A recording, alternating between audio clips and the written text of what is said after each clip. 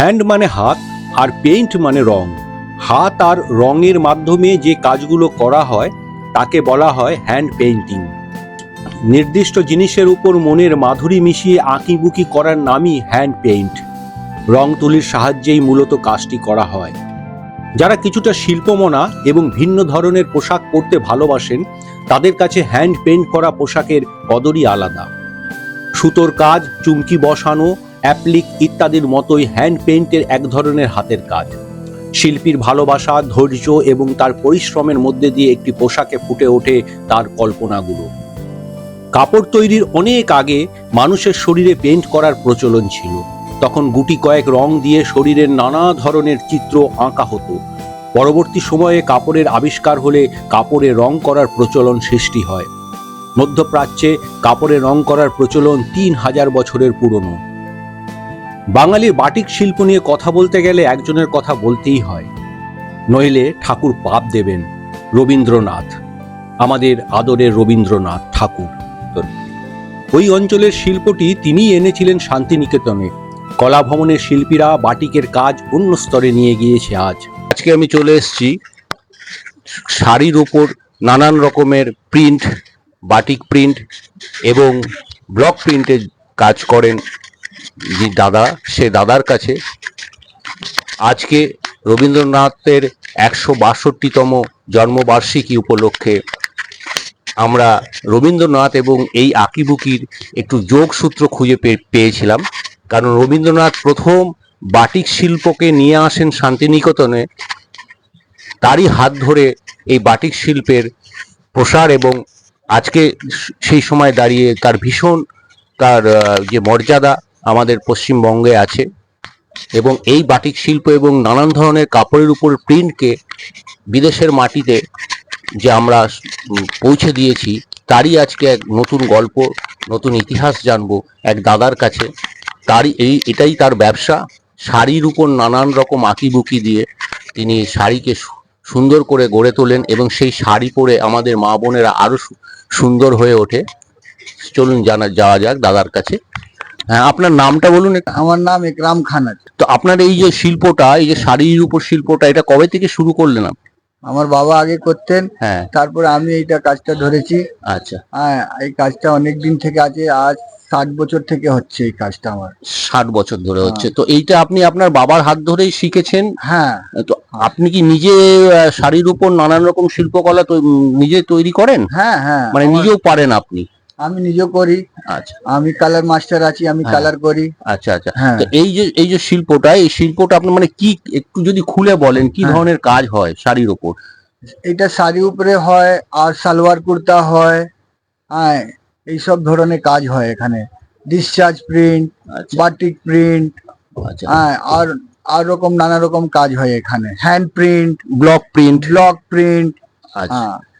এই যে মূলত এই ধরনের যে শাড়ির উপর প্রিন্ট, এই প্রিন্ট আমাদের দেশের কোন রাজ্যের মানুষ বেশি, বা মেয়েরা বেশি পছন্দ করে, মা বোনেরা বেশি পছন্দ করে? আমরা এইখানে যে প্রিন্টের যে শাড়িটা, প্রিন্ট শাড়িটা যে এইখানে বাঙালিরা বেশি ভালোবাসে। আচ্ছা আচ্ছা। বেশি। আর মারোয়ারিরা, হ্যাঁ, বেশি ভালোবাসে। আচ্ছা আচ্ছা। সবাই বেশি ভালোবাসে। কেন, এখন তো নানা রকম কাজ চলছে, মেশিন চলে এসছে। এইসব যে ধরনের কাজ ছিল আগে খুব জোর চলতো, এখন ওরকম কাজ চলছে না। এখন মেশিন চলে এসছে আর কম্পিউটার মেশিন চলে এসছে, কিন্তু এই জিনিসটা কোনোদিন যাবে না। হ্যাঁ, হাতের তো একটা সবসময় একটা গুরুত্ব থাকবেই। হ্যাঁ, থাকবে, কোনোদিন যাবে না। এইরকমই কাজ আমরা করি, আজ থেকে না, অনেক দিন থেকে করছি। হ্যাঁ, এইসব কাজ। আচ্ছা, এই ধরনের কাজ পশ্চিমবঙ্গ ছাড়া অন্যান্য কোন রাজ্যে আপনার কাজটা যায়? আমার, হ্যাঁ, এই কাজে আপনি যে কাজগুলো করেন? বোম্বাই যায়, দিল্লি যায়, অনেক জায়গায় যায়, ব্যাঙ্গালোর। আচ্ছা আচ্ছা। হ্যাঁ, অনলাইনেও বিক্রি হচ্ছে এখন। হ্যাঁ, এখন অনলাইনে বিক্রি হচ্ছে। অনলাইনেও বিক্রি হচ্ছে আমার কাজটা, আপনারা দেখতে পারবেন, অনলাইনে বিক্রি হচ্ছে। তো এই যে মেশিন যে প্রিন্ট হয় বা কম্পিউটার যে প্রিন্ট, হ্যাঁ, সেটা আপনার ব্যবসায় কতটা ক্ষতি করেছে? অনেক ক্ষতি হয়েছে। আচ্ছা। হ্যাঁ, মানে সে চাহিদাটা এখন কমে গেছে? হ্যাঁ, লোক ভুলে গেছে হাতের কাজটা। আচ্ছা আচ্ছা। হ্যাঁ, এখন মেশিনের কাজ বেশি পছন্দ করছে। কেন, ওদের ভালো লাগছে মেশিন কাজ, কিন্তু হাতের কাজ যে আছে ও কেউ বুঝতে পারছে না কি হাতের কাজ আছে। কাপড়ও সব চেঞ্জ হয়ে যাচ্ছে। কাপড়ে সব হ্যাঁ, চেঞ্জ হয়ে যাচ্ছে। সিল্ক সিল্ক বলে কটন বিক্রি করছে লোক। আচ্ছা হ্যাঁ, আগে লোক সিল্ক পরতো, হ্যাঁ, এখন কি ওই সুরতের আইটেম সব। আচ্ছা, তো হ্যাঁ। এই এই যে শাড়ির উপর যে প্রিন্ট করছেন, এরা মূলত কোন মানে সুতির শাড়ি না জর্জেট না টেরিকট? সব না, কটন আছে, সুতি আছে, পুরো পিওর সুতির মিক্স উপর? আছে। পিওর নেই, পিওর বললে আমি বলতে পারবো না পিওর, এখন পিওর শেষ হয়ে গেছে সব। আচ্ছা, হ্যাঁ, এই যে শাড়ির উপর যে আপনি প্রিন্ট করে দেন, এই হ্যাঁ। এই শাড়িটা তারপরে কি আকার নেয়, মানে সালোয়ার কামিজ বা অন্য কিছু? সালোয়ার কামিজ বেশি হচ্ছে এখন। সালোয়ার হ্যাঁ, কামিজটা বেশি। শাড়ি তো অনেক কম হচ্ছে এখন। হ্যাঁ, তাহলে এই প্রিন্ট শাড়িটা আপনার সালোয়ার কামিজটাই বেশি, হ্যাঁ, বেশি ইউজ হচ্ছে এখন। বেশি ইউজ হচ্ছে। হ্যাঁ। তো এই যে শাড়ির এই যে আপনি যে করছেন, এখানে আপনি কতজন আপনার শ্রমিক মানে আমাদের এখন আমার এইখানে এই 6-7 জন আছে। যে এই শাড়ির উপর প্রিন্ট করতে গেলে কি কি আপনার র মেটেরিয়াল মানে কাঁচামাল লাগে? আমাদের কাঁচামাল লাগে কি, র মেটেরিয়াল, ওই কালার গুলো আনতে হয়। কালারটা কি কালার, মানে কটন কালার আছে, কটন, একটা পিকমিন কালার আছে যে তেল দিয়ে হয়। হ্যাঁ, আবার একটা বাটিক আছে যে মোম দিয়ে হয়। একটা ডিসচার্জ প্রিন্ট আছে, ও আলাদা মোম ও গন দিয়ে হয়। আচ্ছা, হ্যাঁ, অনেক ম্যাটেরিয়াল দিয়ে হয়, কেমিক্যাল দিয়ে হয়। একটু ঢোকার সময় আপনি শুনছিলাম যে আপনারা এখানে বাটিক প্রিন্টেরও কাজ হতো এক সময়। অনেক অনেক হতো, সেই আমার সম্বন্ধে বাবা যদি আগে কিছু বলেন। বাটিকের কাজ করতেন। আচ্ছা, এখন কেউ বাটিক কাজ করলেই কোনো মূল্য নেই ওর, ও টাকা দিতে চাইছে না কেন।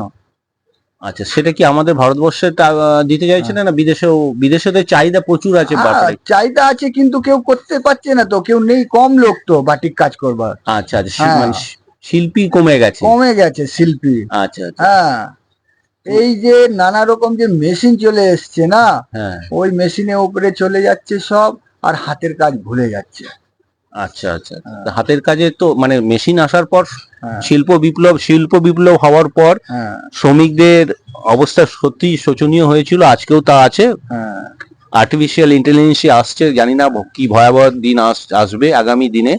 কারণ যারা হাতের জিনিস তৈরি করে, যারা শিল্পী, তাদের কি দিন আসবে আগামী ভবিষ্যৎই বলবে। তবে দাদার কাছে যে সমস্ত জিনিসগুলো জানলাম, সত্যি এখন আমাদের ভারতবর্ষের বিভিন্ন কোণায় যে সমস্ত হাতে তৈরি জিনিস বা যারা শিল্পী আছেন, শ্রমিক আছেন, তাদের দুরবস্থা অবশ্যই আমাদের দেশের সরকার নজর দেবেন। দাদা, যদি আরো কিছু আপনার অভিজ্ঞতা থাকে এই কাজ করতে গিয়ে যদি বলেন একটু। আমি আর কি বলবো, যা কাজ চলছে আমি করতেই যাচ্ছি, লেকিন ওইরকম কাজ পাচ্ছি না আমরা। হ্যাঁ, কাজে মানে কি অর্ডার পাচ্ছেন না? না, অর্ডার নেই, আর মার্কেটে রেট নেই যে আমরা কাজ করে দিই, রেট দিতে চাই না। হ্যাঁ, তো আগে আমরা কি করতে চাইবো? না অবশ্যই, কিন্তু দোকানে বা বড় বড় যে মলে আছে, সেই মলে দেখি কি এই হাতের কাজের বিশাল বিশাল দাম তার। হ্যাঁ, ওরা দাম নিচ্ছে কিন্তু আমাদেরকে দিতে চাইছে না। মানে সেই ওই চাষিদের মতন অবস্থা, চাষ করছে কিন্তু তারা দাম পাচ্ছে না। আমরা মেহনত করছি কিন্তু ওরা দাম পাচ্ছে, আমরা পাচ্ছি না। আমাদের দেশের এই একটা সমস্যা, মিডলম্যান বা মাঝখানে যারা ব্রোকার বা দালাল, তারাই পয়সাটা খেয়ে যায়। কিন্তু যারা চাষ করে ফসল উৎপন্ন করে বা যারা শিল্পী, যারা নানান রকম উৎপাদিত পণ্য, তারা দাম পায় না, কিন্তু তারা অন্ধকারেই থাকে। কিন্তু মাঝখানের যারা দালাল, তারাই টাকাটা খেয়ে নেয়। এটা আমাদের দেশের দুর্ভাগ্য। স্বাধীনতার পরেও আমরা এই সমস্যায় ভুগছি, জানি না আগামী দিনে কি হবে। তো দাদার সঙ্গে কথা বলে খুব ভালো লাগলো। অবশ্যই আমাদের দেশের, আমাদের বাংলার যে শিল্প বা কৃষ্টি বা সংস্কৃতি আরো এগিয়ে যাবে দাদাদের হাত ধরে, এরকম শিল্পমনার হাত ধরে এগিয়ে যাবে, শিল্পীদের হাত ধরে এগিয়ে যাবে, এই আশা রাখছি। আমরা আজকে দাদার কাছে জেনে নেব, দাদার এই যে শিল্পকলা বা এই শাড়ির উপর বা কাপড়ের উপর প্রিন্ট, তার যে বিভিন্ন ডিজাইন বা ধরন, সেটা সম্বন্ধে একটু জেনে নেব। দাদা, একটু আপনার এই যে হাতে দেখছি। আচ্ছা, এইটা দেখুন, এটা ডিসচার্জ প্রিন্ট আছে। আচ্ছা, হ্যাঁ, এদের অনেক মেহনত খাটনি আছে। এটাকে আগে কাপড়টাকে প্রিন্ট করতে হয়, প্রিন্ট করে নিলে বাদ এটাকে আবার কাগজের এটা র‍্যাপ করে, এইভাবে কাগজের র‍্যাপিং করতে হয়, র‍্যাপ করে আবার এইটা বয়লারে যাবে, আচ্ছা, বয়লারে গিয়ে 3 ঘন্টা থাকবে। আচ্ছা, আবার ওইটা 3 ঘন্টা বয়লার মানে জলের মধ্যে, হ্যাঁ জলের ভিতরে জল থাকবে, গরম জলে, হ্যাঁ গরম জলে যাবে এটা। তাহলে গরম জলে এই শাড়িটা, এই কাগজটা নষ্ট হয়ে যাবে? ওর ভিতরে একটা টেবিল আছে, আচ্ছা আচ্ছা ওই টেবিলের উপরে থাকবে এইটা। আচ্ছা, 3 মানে ঘন্টা সরাসরি জলে থাকছে না, ওর যে ভাপ আসছে ও দিয়ে ওইটা কাটিং হচ্ছে, এটা একে ডিসচার্জ বলে। আচ্ছা ডিসচার্জ পিন, এইটা করলে অনেক টাইম প্রসেস আছে, কিন্তু আমরা করলাম কিন্তু টাকা পাচ্ছি না আমরা, মেন কথা। এই যে আপনার হস্তশিল্প, এগুলো তো হস্তশিল্পের মধ্যে পড়ে বা কুটির শিল্পের মধ্যে পড়ে। আমাদের তো রাজ্য সরকার অনেক সাহায্য করছে নানান রকম শিল্পীকে, কুটির শিল্পকে বা হস্তশিল্পকে। তো সরকারের কাছ থেকে কোনো রকম সাহায্য আপনারা তো নিশ্চয়ই পাচ্ছেন না? সরকার কাছে গেলে আমাকে কি দেবে? লোন দেবে। আচ্ছা, হ্যাঁ লোনটা আবার চুক্তা করতে হবে ওনাকে, হ্যাঁ দিতেই হবে লোনটা। তো যদি কাজ আমরা না পাই তো লোন কোথায় দিকে দেব? না, সরকার তো ধরুন সে লোন তো নিশ্চয়ই, সেটা একটা দিক। আর একটা দিক আছে, সরকার এই যে আপনার তৈরি কাপড় বা আপনার তৈরি প্রোডাক্ট, পণ্য, সরকার বিক্রি করার কিছু জায়গা অবশ্যই করেছে নানান রকম মেলায়। হ্যাঁ দেখি, আমি দেখেছি নানা রকম মেলায় লাগে, কিন্তু কত হবে? একটা মেলা 1 মাস থাকে, 1.5 মাস থাকে, চায় 15 দিন থাকবে, কত বিক্রি হবে? সরকারকে চাই এইটাকে, এই ধরনের কাজটাকে আগে একটু নিয়ে যাওয়া, আমাদেরকে দেখতে হবে ওনাকে। হ্যাঁ হাতের কাজ যে করছে ওকে দেখতে হবে। এখন মেশিন এসে যাচ্ছে, মেশিনের তো অনেকগুলো কাজ হয়ে যাচ্ছে, কিন্তু হাতের কাজ তো নেই। বা সরকার যদি চায়, তাহলে সরকার এই সমস্ত আমাদের বাংলার যে শিল্পকলা বা আমাদের উৎপাদিত পণ্য যদি বিদেশের বাজারে, নিশ্চয়ই সরকারের একটা কোনো রাস্তা যদি বার করে, তাদের সরকারের তত্ত্বাবধানে যদি এই সমস্ত প্রোডাক্ট বিদেশের বাজারে যায়, কারণ এই সমস্ত হাতের যে তৈরি যে পণ্য, সেইগুলোর কিন্তু বিদেশের বাজারে ভীষণ দাম, ভীষণ চাহিদা। তো সুতরাং সরকারের কাছে আপনি কি কি চাইছেন, কি আবেদন করছেন যে কিভাবে সাহায্যটা করা যায়? সরকার কিভাবে সাহায্য করবে আপনাদের? সরকার কি করতে হবে? সরকার মার্কেট ঠিক হয়ে গেলে সব ঠিক হয়ে যাবে। মানে মার্কেটটা যদি সরকার ধরে দেয়, যেখানে যেখানে ডিমান্ড আছে সেইটার সঙ্গে যোগসূত্র যদি করে দেয়, ব্যাস তাহলেই হবে, হয়ে যাবে, ঠিক হয়ে যাবে। আর হাতের কাজ যা পছন্দ করবে ওটা করাবে, যা না পছন্দ করে ও ছাড়ুন না, ওর কথা। কিন্তু যেখানে পছন্দ করে, যারা পছন্দ করে, ও তো ধরবেই হাতের কাজ যদি পৌঁছে দেয় আপনাদের প্রোডাক্ট, তাহলে আপনারা সেটাই চাইছেন সরকারের কাছে, আর কি। ধন্যবাদ দাদার কাছে। সরকারের কাছে দাদাদের যে আবেদন, অবশ্যই সরকারকে বলবো একটু ভাবতে, কারণ আমাদের পশ্চিমবঙ্গের বাংলার যে শিল্পকলা, সেই শিল্পকলাকে সরকার যদি এগিয়ে নিয়ে যেতে পারে, তাহলে আমাদের বাংলার ছেলে মেয়েরা এই কাজে আরো উৎসাহিত হবে এবং বিদেশের বাজারে আমাদের পশ্চিমবঙ্গের যে সুনাম, সেই সুনাম আরো বেড়ে যাবে। এই আমি এই শাড়ির উপরে প্রিন্টের যে কর্মশালা, সেখানে আমি পৌঁছেছি। সেখানে যে একটি শাড়ির উপর যে প্রিন্ট হবে, ব্লক প্রিন্ট এটাকে বলে, সে দাদা যে করবেন, একটু তার কাছ থেকে এই যে তার করার যে পদ্ধতি, কর্মপদ্ধতিটা আমি জানবো। এবং আপনি এটা করছেন, এটা কি? এটা ব্লক আছে, আচ্ছা। এর মধ্যে কালার কিছু দেয়া আছে? हाँ कलर है, व्हाइट कलर है। अच्छा अच्छा, पहले इसको व्हाइट से करेंगे, फिर स्टीम जाएगा, स्टीम जाने के बाद एकदम पूरा व्हाइट हो जाएगा। আচ্ছা, তাহলে এটা প্রাইমারি একটা আপনার প্রিন্টটা হচ্ছে। আচ্ছা আচ্ছা আচ্ছা, ধন্যবাদ দাদা, আপনি একটু করুন দেখি।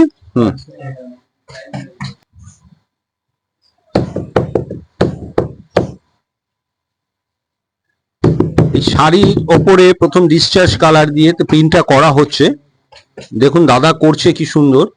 এবং এই যে আপনি দাদা করছেন, বিভিন্ন দিক ধরে করছেন আপনি, এর একটা নির্দিষ্ট মাপ আছে তো? এইখানে একটা করব, ওইখানে একটা করব, তা তো নয়? মাপ আছে যে এই একটা প্রিন্ট করব, বা এইখানে একটা করব, ওইখানে একটা করব। হ্যাঁ, আচ্ছা, সেটা কি আপনারা নিজের ইচ্ছে মতনই করেন, না কোনো রকম डिजाइनर बोले दें? डिजाइनर जो बोलते हैं वैसे हम लोग करते हैं। अच्छा अच्छा अच्छा अच्छा, उन्हीं का ऑर्डर होता है। अच्छा अच्छा, उन्हीं के कहे अनुसार ही हम लोग काम करते हैं। अच्छा अच्छा अच्छा अच्छा, ठीक है ठीक है। দেখুন, একটা শাড়ি নারীর অঙ্গে ভূষণ হওয়ার আগে, নারীর অঙ্গে চড়াবার আগে, নাড়ি পরবার আগে সে শাড়িটি প্রস্তুতের তার কত রকম পদ্ধতি, সেই পদ্ধতি তারপরে এই শাড়িটি পৌঁছে যাবে বিভিন্ন দোকানে। প্রথম থেকে আমরা দেখাবার চেষ্টা করলাম এবং অনেক মানুষ এর মধ্যে জড়িত থাকে। এই আপনার ডিসচার্জ এটা প্রিন্ট হচ্ছে ব্লক প্রিন্ট, এরপরে এটা নতুন ভাবে আরো ডিজাইন হবে, এর উপরে নানান রকম রং চড়বে এর উপরে।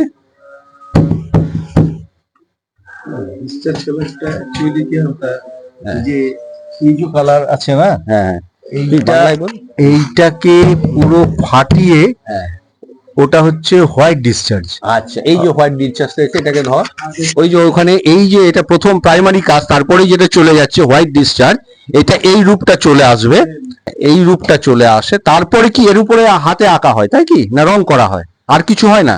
তাহলে এইটা হচ্ছে সাদা, এই আসবে এটার উপর, শাড়ির ওপর। এই যে দাদা এর তার তৈরি সমস্ত কিছু প্রোডাক্ট এই দেখ।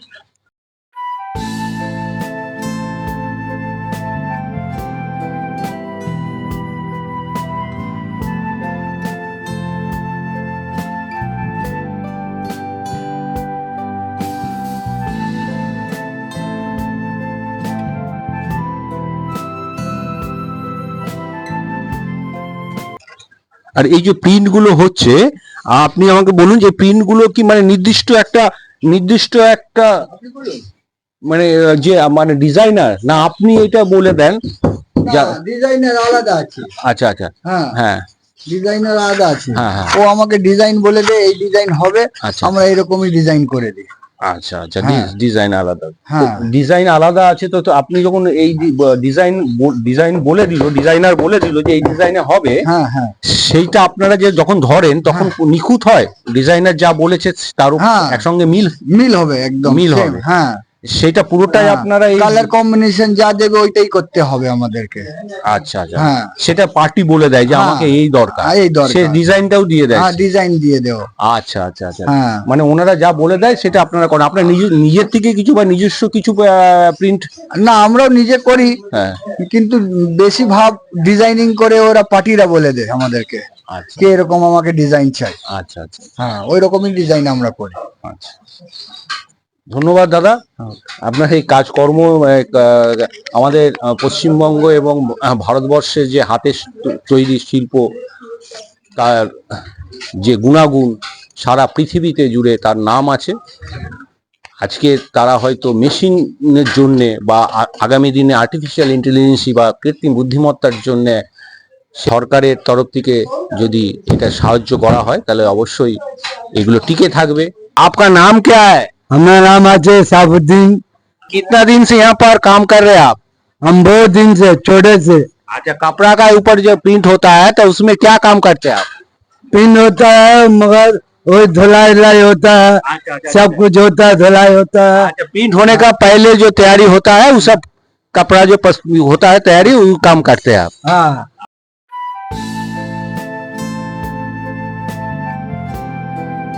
আমি যার আমন্ত্রণে আজ এই ওয়ার্কশপে এসেছি, শাড়ির ওপর কাপড়ের উপর প্রিন্ট, সে আমার বন্ধু রঞ্জন দাস। কাপড়ের ওপর নানান রকম নকশা সে এখানে ফুটিয়ে তোলে। সেই রঞ্জনেরই কাজ আজ আমি আপনাদের সামনে তুলে ধরবো। চলুন যাওয়া যাক রঞ্জনের কাছে, রঞ্জনের হাতের কাজ দেখবো আমরা।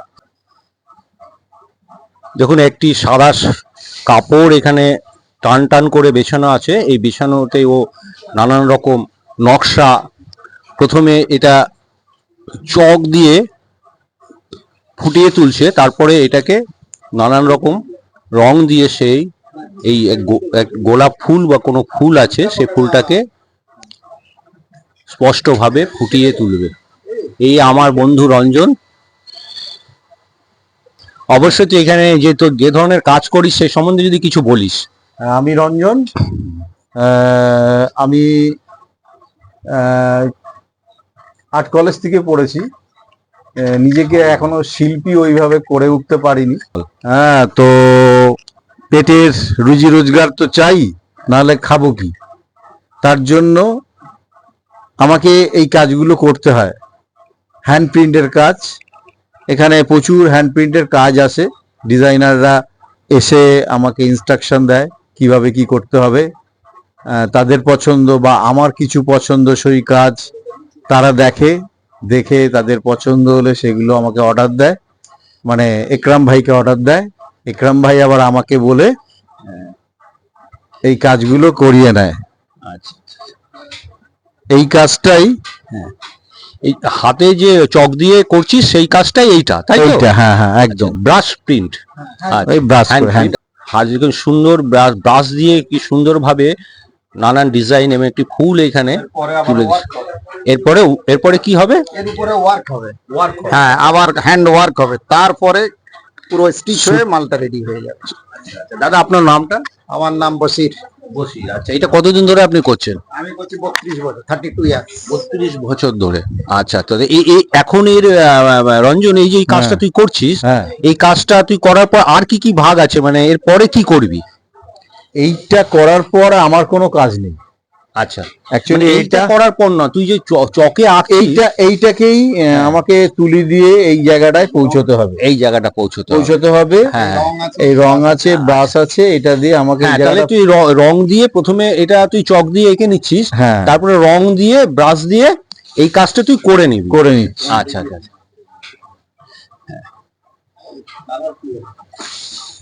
শিল্পীর তার মনের কথা বলেছে যে আমাদের দেশের শিল্পের বা শিল্পীর কতটা কদর আছে সে তো আমরা জানি। তারা দুঃখ কষ্টেই থাকে। চাষিরা যেরকম চাষ করে আমাদের ফসল আমাদের ঘরে পৌঁছায়, কিন্তু তারা দাম পায় না, সেরকম আমাদের দেশের শিল্পীরাও নানান দুঃখ কষ্টে থাকেন। কিন্তু এই শিল্পকলা, এই হাতে তৈরি যে শিল্প, সেই শিল্প বিদেশের বাজারে বিক্রি করে অনেক পরিমাণ টাকা বা ডলার আমাদের দেশে আসে এবং আমাদের দেশের সুনাম বা আমাদের বাংলার সুনাম হয়। কিন্তু শিল্পীরা সেই অন্ধকারেই থাকে। দেখুন কি সুন্দর সে ফুটিয়ে তুলছে শাড়ির ওপরে।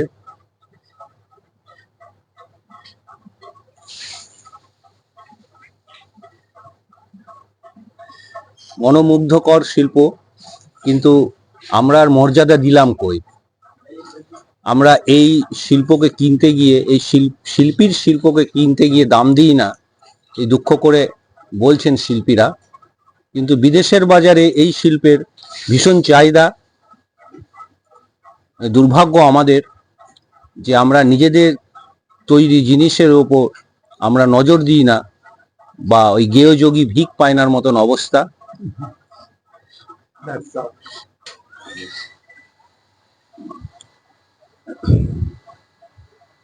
আচ্ছা রঞ্জন, এবার বল যে এই কাজটা করতে গিয়ে, একটা শাড়ির উপর প্রিন্ট করতে গিয়ে তোর কতটা সময় লাগে?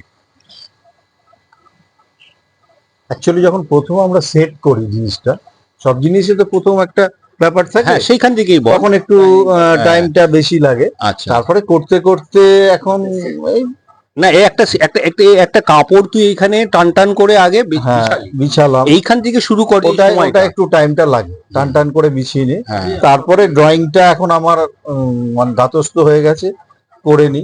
তারপরে কালারটা করতে বেশিক্ষণ লাগে না, টোটাল ধর 15-20 মিনিট লাগে।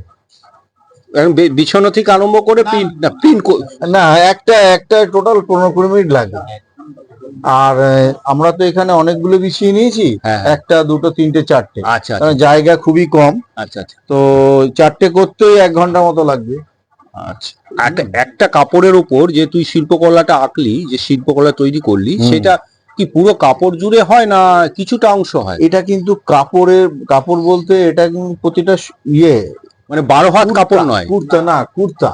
আচ্ছা। মেয়েদের লেডিস কুর্তি যেটা। হ্যাঁ, লেডিস এর উপরে এটা সেলাই হবে। তাহলে পুরো কাপড়টা জুড়ে এটার প্রিন্ট হয় না? না, এটা একটা মাপ আছে, যে এই অ্যাকচুয়ালি মেয়েদের এই জায়গাটা পড়বে, মিডল একদম। আচ্ছা আচ্ছা। হ্যাঁ, এটা একটা কুর্তি হবে, তারপর একটা জ্যাকেট হবে, এই কালারেরই একটা জ্যাকেট হবে। হ্যাঁ, কুর্তি যে নিচের পোরশনটা, সেই পোরশনটাতেও কিছু আঁকা হয়।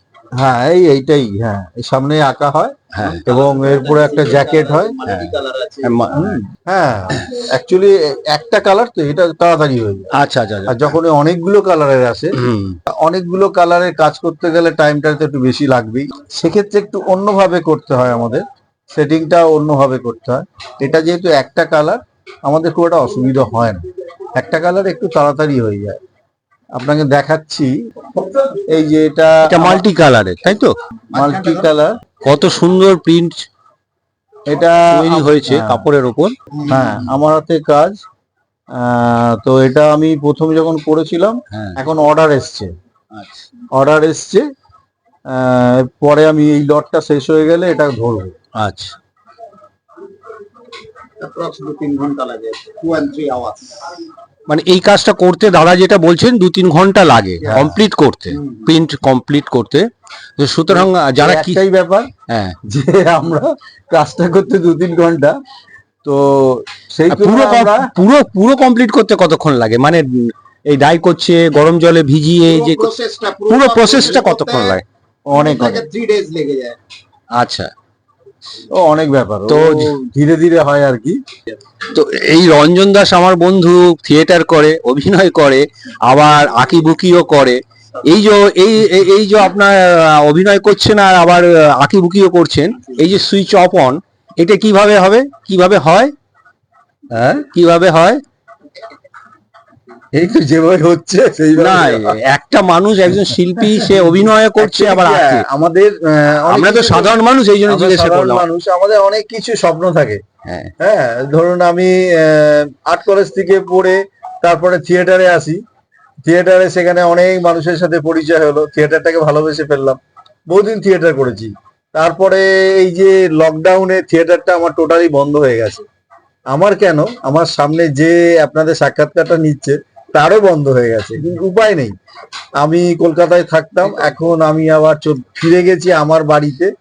তো এটা আমার না করলে নয়, এটা থিয়েটার করতাম, সেখানে তো রুজি রোজগারের ব্যাপার ছিল না, কিন্তু এটাই আমাদের করতেই হবে। তাই সুদূর কলকাতা দিয়ে, চুচুড়া থেকে আমাকে কলকাতায় এসে কাজটা করতে হচ্ছে। পেটের দায়ে একজন শিল্পী, আমাদের কলকাতার এটা দুর্ভাগ্য, কল্লোলিনী কলকাতার দুর্ভাগ্য যে একজন শিল্পী, অভিনয় শিল্পী এবং অভিনেতা এবং হাতে আঁকার শিল্পী, তাকে আমরা ধরে রাখতে পারলাম না। সে আবার ফিরে গেল তার নিজের গ্রামে। অবশ্যই আবার সে ফিরছে, নিশ্চয়ই এখন সে আঁকিবুকি করছে এবং আগামী দিনে অবশ্যই থিয়েটার মঞ্চে আবার সে উঠবে, এই আশা অবশ্যই রাখছি। ওটা মনে হচ্ছে হবে না। না না, অবশ্যই থিয়েটারের টাইমটা একদম দিতে পারছি না, ওরা যেভাবে বলছেন, যাই হোক ওদের তো মানতেই হবে। সেই টাইমটা আমার চুচুড়া থেকে এসে করাটা খুব টাফ। হ্যাঁ, অনেকেই বলেন, কিন্তু এখন একদমই কি করবো, উপায় নেই, তো এটাই করতে হচ্ছে আমাকে। আমার বন্ধু রঞ্জন, তাকে আমরা দেখেছি অভিনয় মঞ্চে, নাটকের মঞ্চে দেখেছি।